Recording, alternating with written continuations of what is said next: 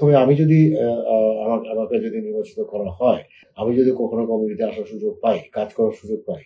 তাহলে প্রথমে আমার উদ্দেশ্য লক্ষ্য হবে যে অবৈধ কমিশনটাকে কিভাবে বন্ধ করা যায়, এবং এটাই আমরা বার্গেনিং এজেন্ট হিসেবে কাজ করবো ইডরার সাথে এবং বিভিন্ন অথরিটির সাথে, যে কিভাবে এই অবৈধ কমিশনটাকে বন্ধ করা যায়, একটা সুস্থ পরিবেশ ফিরিয়ে আনা যায় ইন্স্যুরেন্স ইন্ডাস্ট্রিতে, এবং ইন্স্যুরেন্স ইন্ডাস্ট্রিতে একটা লুক্রেটিভ একটা কর্পোরেট কালচার এটাকে ডেভেলপ করা যায় কিনা সেই বিষয় নিয়ে আমরা কাজ করতে আগ্রহী। তো আরেকটা জিনিস হচ্ছে যে বাংলাদেশে ইন্স্যুরেন্সটাকে এখনো একটা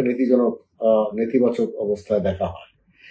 এই জিনিসটা যাতে আমরা পজিটিভিটির মধ্যে আনতে পারি, অ্যাসোসিয়েশন ভাবে নতুন ভাবে যখন গঠিত হবে, এই 15 বছর 16 বছরের যে একটা রাজনৈতিক প্রভাবের ছত্রছায়া ছিল অ্যাসোসিয়েশনটা, স্বাধীনভাবে কোনো কাজ করতে পারছিল না। আমি আশা করি যে এখন বর্তমানে দেশের যে একটা স্বাধীনতার একটা যে স্বাদ আমরা পাচ্ছি, এটা যেন অ্যাসোসিয়েশনে আমরা পাই। অ্যাসোসিয়েশনে বসেও যেন আমরা এইভাবে স্বাধীনভাবে কাজ করতে পারি এবং রাজনৈতিক প্রভাবমুক্ত থেকে কাজ করতে পারি, এবং সর্বোপরি আমরা দেশের উন্নয়নের জন্য বিমা সেক্টরটাকে দেশের উন্নয়নে কাজে লাগানোর জন্য